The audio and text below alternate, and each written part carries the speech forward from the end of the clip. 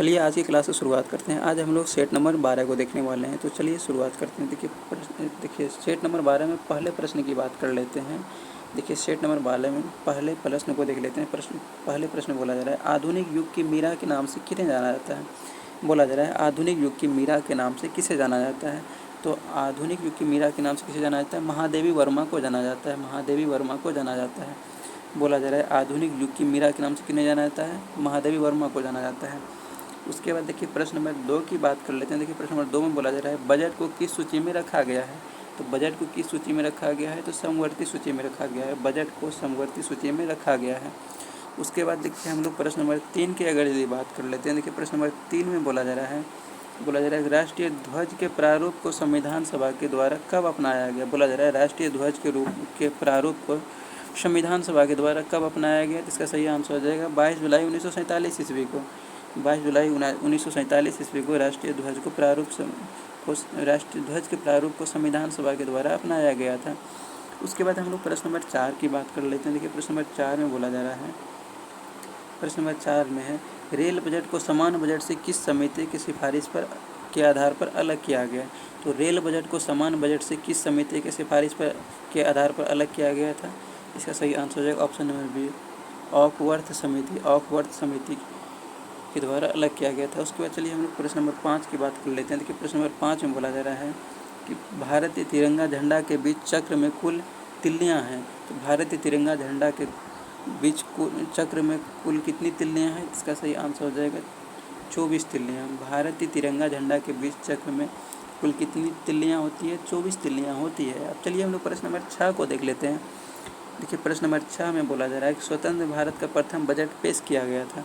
तो स्वतंत्र भारत का प्रथम बजट कब पेश किया गया था। इसका सही बोला जा रहा है कि स्वतंत्र भारत का प्रथम बजट पेश किया गया था। किसके द्वारा पेश किया गया था, तो R.K.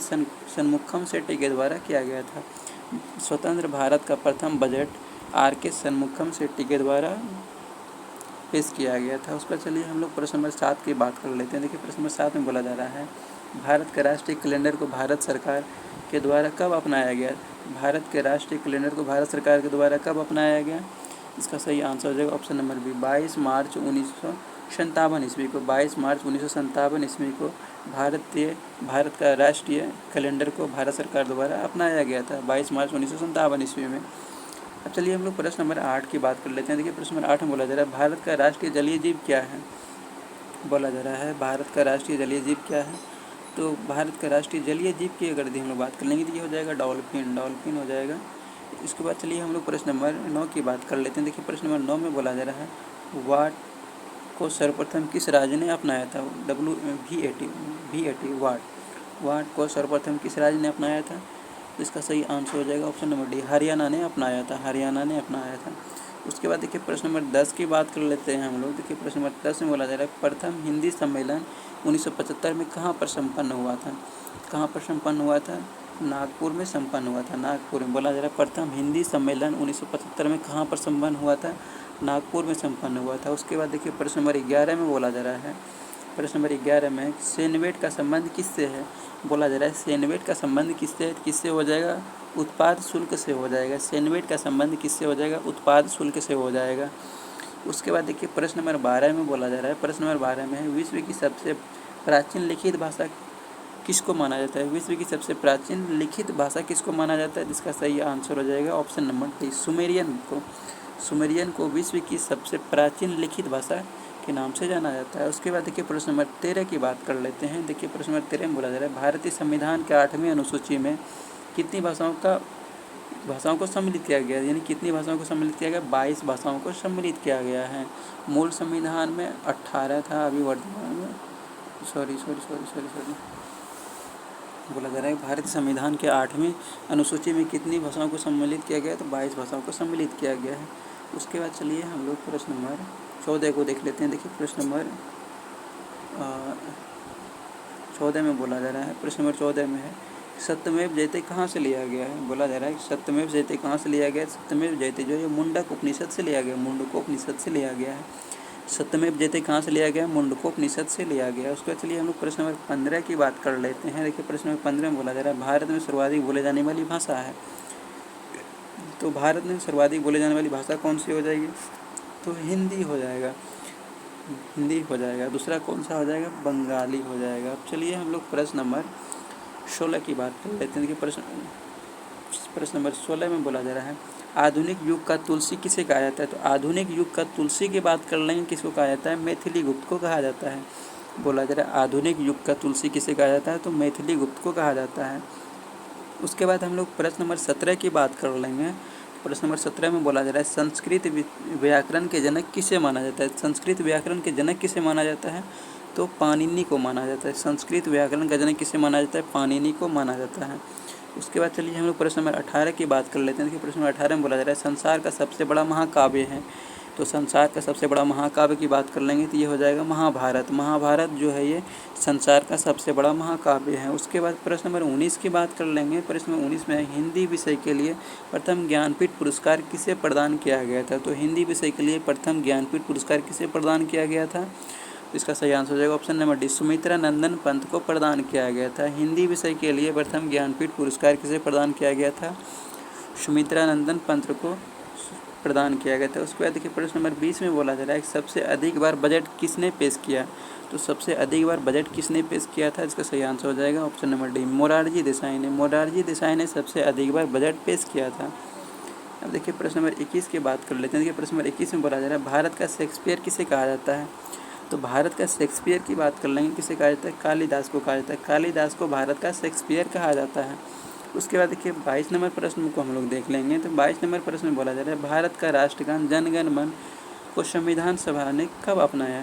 तो राष्ट्रगान जन गण मन को संविधान सभा ने कब अपनाया था, इसका सही आंसर हो जाएगा 24 जनवरी 1950 ईस्वी में। 24 जनवरी 1950 ईस्वी में भारत का राष्ट्रगान जन गण को संविधान सभा के द्वारा अपनाया गया था। उसके बाद देखिए प्रश्न नंबर 23 की बात कर लेते हैं हम लोग।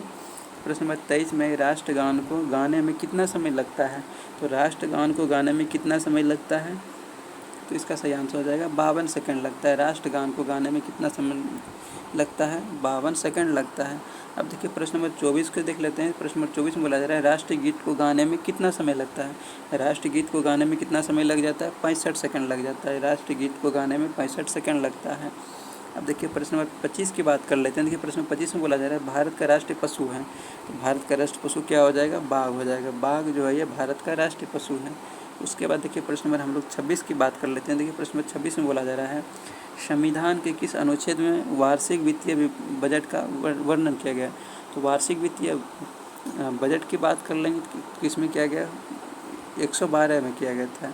अनुच्छेद 112 में संविधान बोला जा रहा है, संविधान के किस अनुच्छेद में वार्षिक वित्तीय बजट का वर्णन किया गया, तो 112 में किया गया। लेकिन आप लोगों को याद रखना है, हमारे संविधान में कहीं भी बजट की चर्चा नहीं की गई है। बजट का मतलब क्या होता है, चमड़े का थैला होता है, चमड़े का थैला। अब देखिए प्रश्न नंबर 27 की बात कर लेते हैं। देखिए प्रश्न 27 में बोला जा रहा है, राष्ट्रगान जन गण मन के रचयिता कौन है। राष्ट्रगान जन गण के रचयिता कौन हो जाएगा, रविंद्रनाथ टैगोर हो जाएगा। Rabindranath Tagore option number A हो जाएगा। राष्ट्रगान का जनगण मन के रचयिता कौन हो जाएगा, रविंद्रनाथ टैगोर हो जाएगा। उसके बाद देखिए प्रश्न नंबर 28 को हम लोग देख लेते हैं। प्रश्न नंबर 28 में बोला जा रहा है, प्रश्न नंबर 28 को हम लोग देख लेंगे। प्रश्न नंबर 28 में बोला जा रहा है कि भारत का राष्ट्रीय चिन्ह को भारत सरकार ने कब अपनाया। बोला जा रहा है भारत का राष्ट्रीय चिन्ह को भारत सरकार ने कब अपनाया था, तो कब अपनाया था, इसका सही आंसर हो जाएगा 26 जनवरी 1950 ईस्वी को अपनाया था। भारत का राष्ट्रीय चिन्ह भारत सरकार ने कब अपनाया था, 26 जनवरी 1950 ईस्वी को अपनाया गया था। 26 जनवरी 1950 ईस्वी को। तो इसका ऑप्शन हम लोग देख लेते हैं, कब अपनाया गया था, 26 जनवरी 1950 ईस्वी को। इसका सही आंसर हो जाएगा ऑप्शन नंबर ए, 26 जनवरी 1950 ईस्वी को भारतीय संविधान सभा के द्वारा राष्ट्रीय चिन्ह को अपनाया गया था। अब चलिए हम लोग प्रश्न नंबर 29 की बात कर लेते हैं। देखिए प्रश्न नंबर 29 में बोला जा रहा है, प्रश्न नंबर 29 में भारत का राष्ट्रीय वृक्ष क्या है। तो भारत का राष्ट्रीय वृक्ष की बात कर लेंगे तो भारत का राष्ट्रीय वृक्ष कौन सा हो जाएगा, बरगद हो जाएगा। बरगद जो है ये भारत का राष्ट्रीय वृक्ष हो जाएगा। अब चलिए हम लोग प्रश्न नंबर 30 की बात कर लेते हैं। प्रश्न नंबर 30 में बोला जा रहा है, महाभारत के रचयिता कौन है। तो महाभारत के रचयिता की बात कर लेंगे तो महाभारत के रचयिता कौन हो जाएगा, तो ऑप्शन नंबर डी हो जाएगा वेद व्यास। वेद व्यास जो है ये महाभारत के रचयिता है। अब चलिए हम लोग वेद व्यास के रचयिता कौन हो जाएगा, सॉरी महाभारत के रचयिता कौन हो जाएगा, वेद व्यास। अब चलिए हम लोग प्रश्न नंबर 31 देख लेते हैं। तो देखिए प्रश्न नंबर 31 में बोला जा रहा है, प्रत्येक वर्ष हिंदी दिवस किस तिथि को मनाई जाती है? तो प्रत्येक वर्ष हिंदी दिवस किस तिथि को मनाई जाती है? तो हिंदी दिवस की बात कर लेंगे तो किस तिथि को मनाया जाता है? तो 14 सितंबर को मनाया जाता है। प्रत्येक वर्ष हिंदी दिवस 14 सितंबर को मनाया जाता है। और वहीं हम लोग प्रश्न नंबर 32 की बात कर लेंगे। तो प्रश्न नंबर 32 में बोला जा रहा है भारतीय बजट के प्रणेता किसे माना जाता है? बोला जा रहा है भारतीय बजट के प्रणेता किसे माना जाता है? भारतीय बजट के प्रणेता की बात कर लेंगे हम लोग तो जेम्स विल्सन के द्वारा जेम्स विल्सन को माना जाता है। बोला जा रहा है भारतीय बजट के प्रणेता किसे माना जाता है? तो किसे माना जाता है? जेम्स विल्सन को माना जाता है। भारतीय बजट के प्रणेता जेम्स विल्सन को माना जाता है। और वही हम लोग प्रश्न नंबर 33 की बात कर लेते हैं। प्रश्न नंबर 33 में बोला जा रहा है वेट संबंधित है। वेट किससे संबंधित है? जिसका सही आंसर हो जाएगा ऑप्शन नंबर सी, बिक्री कर से संबंधित है। वेट किससे संबंधित है? बिक्री कर से संबंधित है। और चलिए हम लोग प्रश्न नंबर 34 की बात कर लेते हैं। देखिए प्रश्न नंबर 34 में बोला जा रहा है राष्ट्रगान को पहली बार 1911 ईस्वी में भारतीय राष्ट्रीय कांग्रेस के किस अधिवेशन में गाया गया? तो राष्ट्रगान को पहली बार 1911 ईस्वी में भारतीय राष्ट्रीय कांग्रेस के किस अधिवेशन में गाया गया था? इसका सही आंसर हो जाएगा कोलकाता अधिवेशन में। अधिवेशन में गाया गया था। बोला जा रहा है राष्ट्रगान को पहली बार 1911 ईस्वी में भारतीय राष्ट्रीय कांग्रेस के किस अधिवेशन में गया था? तो कोलकाता अधिवेशन में गाया गया था।